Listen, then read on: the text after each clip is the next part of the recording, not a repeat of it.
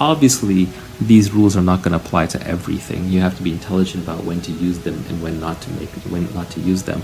But I'll tell you my 3 decision-making heuristics. First is, if I'm faced with a difficult choice, such as, should I marry this person? Should I take this job? Should I buy this house? Should I move to this city?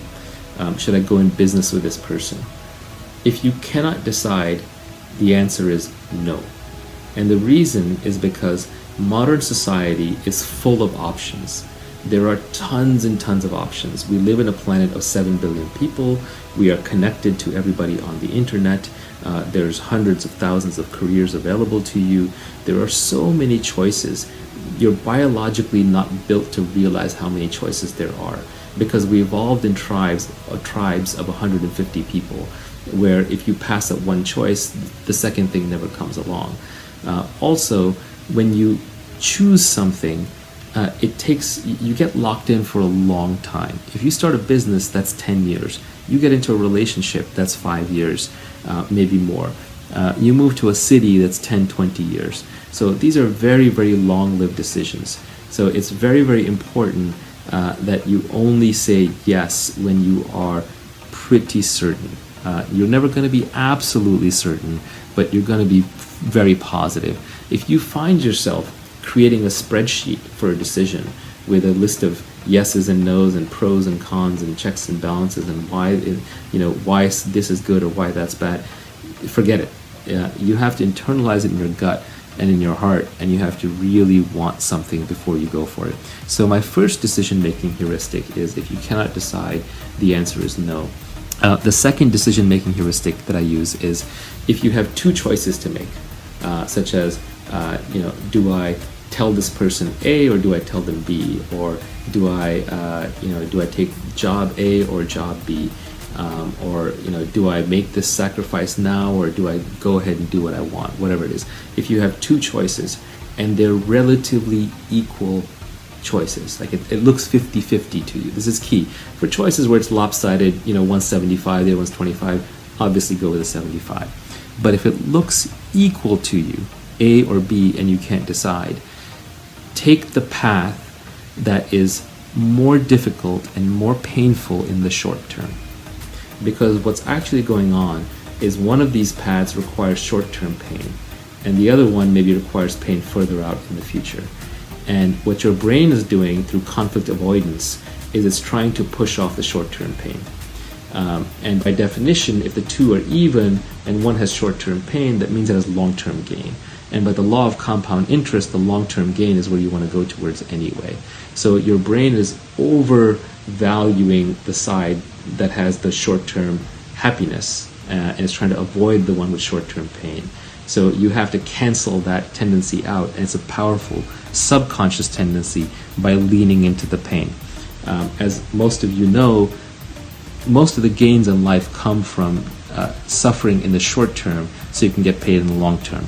Working out, like for me, is not fun. I suffer in the short term. I feel that pain, but then in the long term, I'm better off because I have muscles or I'm healthier.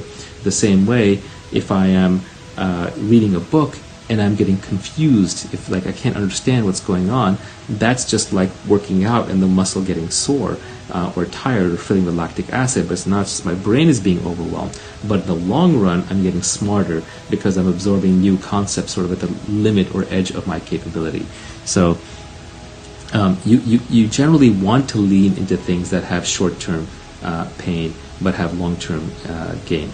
My trainer, Jerzy Gregorek, aka the creator of the Happy Body, he has a beautiful short saying where he says, hard choices, easy life, easy choices, hard life. So what he means by that is, if you make the hard choices in the short term, like, I shouldn't eat bad carbs or processed foods, or I should go ahead and do the workout, which is difficult and I don't feel like doing it, then in the long term, I'm going to have an easy life. But if I make the easy choices in the short term, like I'm going to stay out drinking, I'm going to go party, I'm not going to do my work right now, I'm not going to meditate, whatever it is, then in the long term, you're going to have a very difficult life. You will not have built up that self-discipline. The third decision-making heuristic is, if you're having, and this is very helpful in times of interpersonal conflict. where you're trying to figure out whether to say something to somebody or not, that might make them angry or might get something off your chest.